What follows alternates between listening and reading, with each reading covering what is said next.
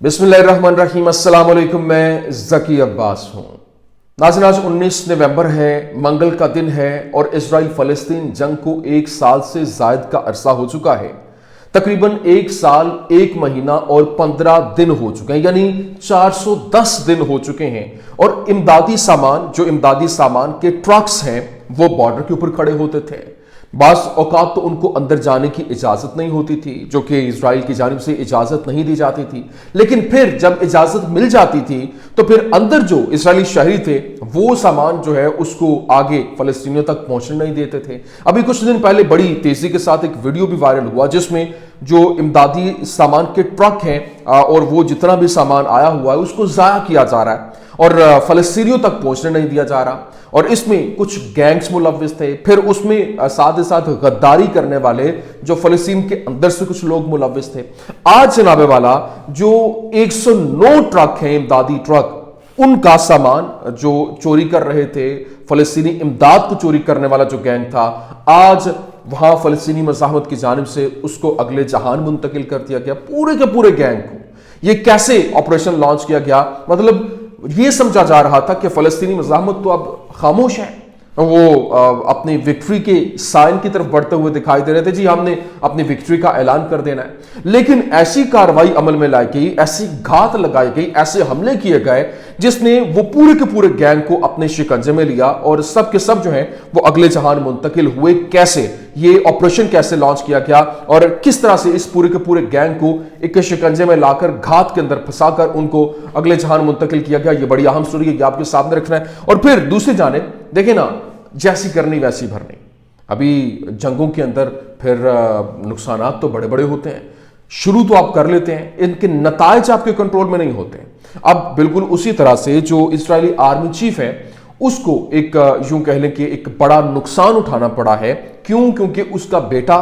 और उसके 2 भतीजे जो हैं वो भी हलाक हो गए हैं, वो भी मारे गए हैं। कैसे? ये भी बड़ी अहम तरीन स्टोरी है, ये आपके सामने रखना है। और फिर जो यमन है वो खुलकर मैदान में एक बार फिर से उसने एंट्री दी है। पिछले कुछ दिनों के अंदर मैंने आपके सामने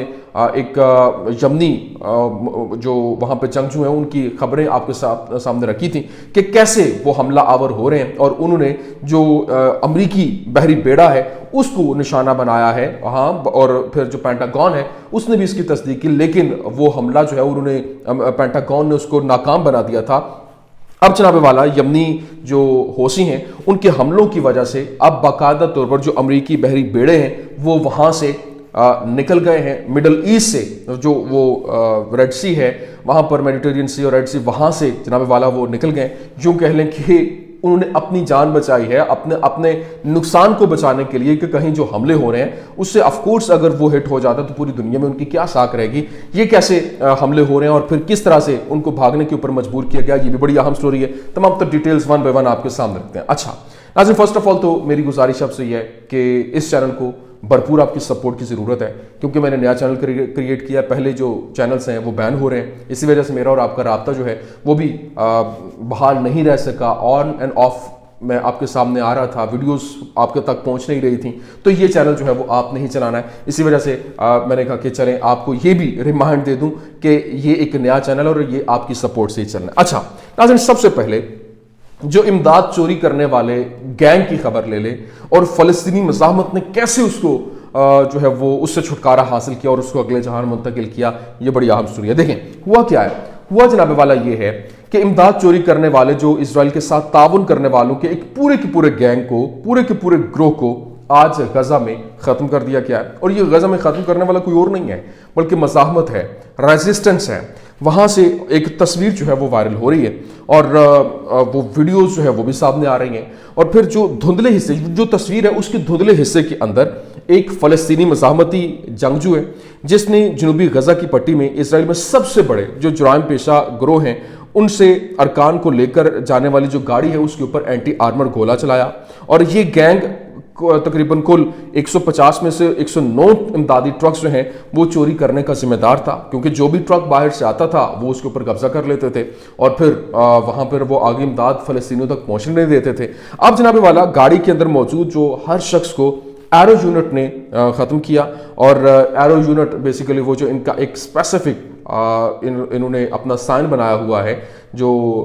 یہ فلسطینی مزاحمت ہے، فلسطین نے وہ جو ایرو یہ بالکل یہ شیپ کے اندر، تو وہ جناب والا یہ ان کا یونٹ ہے، اس یونٹ نے ختم کیا اور اسرائیلی حمایت یافتہ جو وہاں پر پیشہ وہ ایک کہہ لیں کہ ایک گروہ تھا، اس کے 22 ارکان اور جنگی منافع خوروں نے وہاں پہ جو ایک جمعہ بازار لگایا ہوا تھا چوری کا، اس کو باقاعدہ طور پر ہٹ کرتے ہوئے کہہ لیں کہ اگلے جہان منتقل کیا، اور ان قبضے سے حمایت یافتہ جرائم پیشہ گروہوں اور جنگی منافع خوروں کے باعث وہاں وہ جو 22 ارکان تھے وہ ایرو یونٹ نے کل رات مار دیے، اور یہ حملہ قبائلی کمیٹیوں کے تعاون سے کیا گیا تھا، اور گینگ اور اسرائیلی شین بیٹ کے درمیان رابطے کی نگرانی کے بعد فلسطینی دھڑوں نے اس کی تائید بھی کی تھی، اور ہلاک ہونے والوں میں سے ایک جنوب کے اندر ان گینگز کا سرگنا تھا اور نشانہ بننے والی گاڑی کے اندر ہی موجود تھا۔ یہ ٹائمز آف اسرائیل جو ہے یہ ساری کی ساری کہانی رپورٹ کر رہا ہے، اس نے یہ سارے کا سارا بتایا، پھر وایون نیوز ہے، پھر اور دیگر جو انٹرنیشنل نیوز پیپرز ہیں انہوں نے اس کو رپورٹ کیا، اور پھر اقوام متحدہ کے اندرونی میمو گیٹ پر واشنگٹن پوسٹ جو ہے وہ بھی رپورٹ کر رہا ہے کہ غزہ میں امداد کی منظم لوٹ مار کے اندر جو یاسر ابو شباب ہے جو مرکزی فریق ہے، اور بات یہ کہ اس نے یہ اعلان غزہ میں ایرو یونٹ کے ذریعے کیا کہ یاسر کو امداد چوری کرنے اور اسرائیل کے ساتھ تعاون کرنے کے الزام میں ختم کرنے کے بعد جو ہے وہ اس کی ویڈیو جو ہے وہ بھی سامنے آ گئی ہے کہ اس کو ختم کر دیا کیا ہے۔ تو یہ ایک بڑا زبردست قسم کا ایک حملہ تھا جو کہ انہوں نے اس گینگ سے چھٹکارا حاصل کیا، جو کہ وہاں پہ ان کی امدادی ٹرک کے سامان جو تھے ان کو باقاعدہ طور پر قبضے میں لے رہے تھے، چوری کر رہے تھے، اور جو مستحق لوگ ہیں ان تک نہیں پہنچنے دے رہے تھے۔ تو یہ ایک آپریشن جو ہے وہ لانچ کیا گیا، میں نے کہا یہ ڈیٹیلز میں آپ کے سامنے رکھ دوں۔ دوسری جانب اس وقت جس طرح سے وہاں پر بارش ہو رہی ہے، موسم تبدیل ہو رہا ہے، 1 سال سے زائد کا عرصہ ہو چکا ہے، اور بارش اس وقت غزہ میں بے گھر لوگوں کے خیموں کو بھر رہی ہے۔ 20 لاکھ سے زائد فلسطینی جو ہیں وہ اندرونی طور پر بے گھر ہیں۔ اگر فلسطین کی بات کریں تو وہاں پر ان کے کوئی گھر نہیں ہے، جن کے پاس پتلے کپڑے سے بنے خیموں کے علاوہ کوئی پناہ گاہ نہیں ہے، جو بارش یا پھر سردی کے موسم سے کسی کی حفاظت نہیں کر سکتے۔ کیا آپ تصور کر سکتے ہیں کہ وہ ابھی ایسا محسوس کیسے کر رہے ہوں گے، کیسا محسوس کر رہے ہیں؟ ہمیں یقین جانیے ہم احساس بھی نہیں کر سکتے۔ ہمیں وہ ایک کرب جو ہے نا، وہ ایک پنجابی کا محاورہ ہے کہ پرائی پیڑ تے کند چ تیر کی جانے لوگ بیگانہ، مطلب جو آپ اگر وہ کیفیت بیان کرنا چاہتے ہیں تو آپ کو اس کیفیت کے اندر جانا پڑے گا، اس کو اپنے اوپر طاری کرنا پڑے گا، اپنے آپ کو اس پوزیشن پر رکھ کر دیکھنا پڑے گا، ویسے آپ نہیں اندازہ لگا سکتے۔ لیکن دوسری جانب اس وقت جو سینیریو ہے یہاں پہ جو حملے ہیں وہ تو جاری ہیں، لیکن اس وقت جو اسرائیل اور حماس کے درمیان جو جنگ جاری تھی اس میں اسرائیلی آرمی چیف جو ہیں وہ اسرائیلی ڈیفنس فورسز کے IDF کے سابق سربراہ ہیں گاڈی آئزنکوٹ، وہ ان کو ایک شدید جھٹکا لگا ہے۔ کیونکہ ان کو بڑا ایک نقصان اٹھانا پڑا ہے، اور ان کے کہہ لیں کہ ان کا خاندان ایک بہت بڑے ٹراما سے گزرا ہے، سفر کر رہا ہے، اور اتوار یعنی 17 نومبر کو IDF نے اعلان کیا کہ کیپٹن کفیر برگیڈ کی ناشون بٹالین کے پلاٹون کمانڈر جو ہے یوگیو پازی کو سٹاف سارجنٹ کے ساتھ مردہ قرار دیا گیا، اور یہ خبر وایون نیوز نے رپورٹ کی، پھر ٹائمز آف اسرائیل، اور پھر دیگر جو معریف اخبار ہے، پھر جو یادوت اہرانوت ہیں، وہاں پر یہ خبریں جو ہے وہ رپورٹ ہو رہی تھیں، اور بتایا گیا کہ جو اس وقت نوم ایتان غزہ کی پٹی کے بیت اللحیہ علاقے کے اندر حماس کے عسکریت پسندوں کے ساتھ فائرنگ کے تبادلے کے بعد جو ہے وہ وہاں پر مارا گیا، اور ٹائمز آف اسرائیل کی اتوار کو ایک رپورٹ میں کہا گیا کہ پاسی آئزن کوٹ کا بھتیجا تھا، اور وہ آئزن کوٹ جنہوں نے 2015 سے 2019 تک IDF میں چیف آف سٹاف کے عہدے کے اوپر اپنی خدمات سر انجام دیں، اور اس کے بعد فی الحال بینی گینٹس کی جو نیشنل یونٹی پارٹی کے رکن ہے، اور یہ جماعت گزشتہ سال 7 اکتوبر کو اسرائیل پر حماس کے حملے کے بعد ہنگامی اتحاد کے ایک حصے کے طور پر جو نتنیاہو حکومت میں شامل ہوئی تھی، اور آئزن کوٹ نے غزہ کی جنگ میں اپنا ایک اور بھتیجا بھی کھو دیا ہے اور ایک بیٹا بھی کھویا ہے، مطلب پہلے 2 بھتیجے ہیں، ایک جو ہے وہ اس کا بیٹا ہے، اور ٹائمز آف اسرائیل کی رپورٹ میں کہا گیا ہے کہ آئزن کوٹ کا بیٹا 25 سالہ ماسٹر سارجنٹ ریزف گال میر آئزنکوٹ تھا اور گزشتہ سال دسمبر کے اوائل میں غزہ کے اندر لڑائی کے دوران مارا گیا ہے، اور وہ اس وقت مارا گیا تھا۔ ابھی اس کے 2 بھتیجے مزید جو ہے وہ بھی مارے گئے۔ تو یہ آف کورس جنگوں کے نقصانات یہ ہوتے ہیں، زندگی کبھی واپس نہیں آتی، لیکن ہاں جو آپ جنگیں شروع تو کر لیتے ہیں، ان کو ختم کرنا یا پھر ان کے نتائج کو کنٹرول کرنا وہ آپ کے بس کی بات نہیں ہوتی ہے۔ لیکن دوسری جانب اس وقت جو سچویشن ہے اور جو حالات ہیں وہ کسی اور طرف اشارہ کر رہے ہیں، اور جو یمنی حوثی ہیں ان کے جو حملے ہیں ان کو روکنے کی کوششیں ہو رہی تھیں کہ کسی طریقے سے ان حملوں کو روکا جائے، لیکن وہ پورے سال سے زائد کا عرصہ ہو چکا، وہ حملے نہیں رکے۔ اور پھر کچھ دن پہلے کی بات ہے کہ انہوں نے ڈائریکٹلی جو امریکی بحری بیڑا ہے اس کو ہی نشانہ بنا دیا تھا، اس کے اوپر حملہ کر دیا تھا۔ وہ تو انہوں نے جو ہے وہ کاؤنٹر کر لیا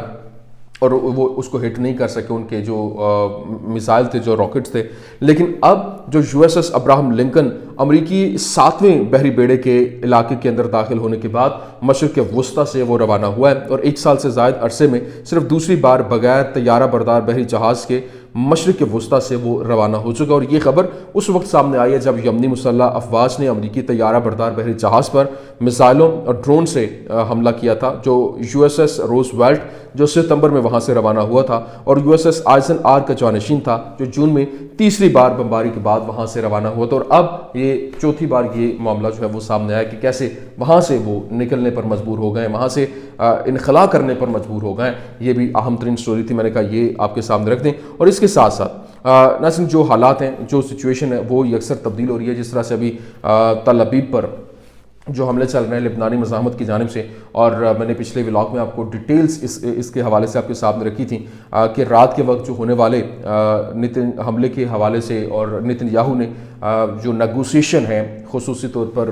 لبنان کے ساتھ، لبنانی مزاحمت کے ساتھ، اس کو نیگوسیشن ود فائر قرار دیا تھا۔ اور اس کے بعد اب جو لبنانی مزاحمت نے گزشتہ چند گھنٹوں میں 2 بار تل ابیب اور پھر اس کے شمالی علاقے پر حملہ کیا ہے، جب امریکی ایلچی ایموس ہاچسٹن جو ہے وہ آج صبح بیروت پہنچا ہوا ہے، اور اسرائیل نے متعدد زخمیوں اور متعدد عمارتوں کو نقصان بھی پہنچانے کا اعتراف کیا ہے۔ یہ کچھ نکات کی طرف جو ہے وہ اشارہ کر رہے ہیں، یہ ایک مضبوط پیغام دیا جا رہا ہے۔ نمبر 1، تل ابیب پر حملہ کر کے جو لبنانی مزاحمت ہے وہ اسرائیلی بیانات اور اقدامات کا زبردست جواب دینے کے لیے اپنی تیاری اور صلاحیت کا اشارہ دے رہی ہے۔ یہ حملے طاقت کا مظاہرہ اور ایک انتباہ کے طور پر کام کرتے ہوئے وہ ایک جیسچر دینے کی کوشش کریں کہ یہ ہماری پوزیشن ہے۔ لیکن نمبر 2، حملوں کا وقت جو ہے وہ بڑا امپورٹنٹ ہے، اور نتن یاہو نے جس طرح سے سپیچ کی اور انہوں نے کہا کہ نیگوسیشن ود فائر اس کا نام دیا، اور اس کی تقریر کے بعد لبنانی مزاحمت کی طرف سے کسی بھی جو سمجھی جانے والی دھمکی یا پھر دھمکی کو مسترد کرنے کی نشاندہی کرتا ہے کہ حزب اللہ اس بات پر زور دے رہی ہے کہ اس طرح کے بیانات اور بیان بازی کا مقابلہ تسلیم کرنے کی بجائے براہ راست کارروائی سے کیا جائے گا۔ اور پھر نمبر 3، امریکی جو ان کا سفیر ہے، ایلچی ہے، وہ ایموس ہاچسٹن، اس کی بیروت آمد کے ساتھ جو حزب اللہ کے اقدامات کو بین الاقوامی برادری کے لیے ایک بیان کے طور پر بھی دیکھا جا سکتا ہے، اور یہ اشارہ کرتا ہے کہ جاری یا پھر بڑھتی ہوئی دشمنی کے کیسے نتائج ہوں گے جو وسیع تر علاقائی استحکام کو متاثر کر سکتے ہیں، اور ممکنہ طور پر سفارتی مذاکرات یا پھر بین الاقوامی جو شمولیت ہے اس کو بھی متاثر کیا جا سکتا ہے۔ یہ اس وقت کے حالات ہیں، یہ اس وقت کے کچھ اہم ترین اپڈیٹس تھیں، میں نے کہا آپ کے سامنے رکھ دیں۔ امید کرتے ہیں ویڈیو آپ کو پسند آئی ہوگی، پسند آنے کی صورت میں لائک کیجیے، شیئر کیجیے، اور ہمارے چینل کو سبسکرائب کرنا مت بھولیے گا۔ شکریہ۔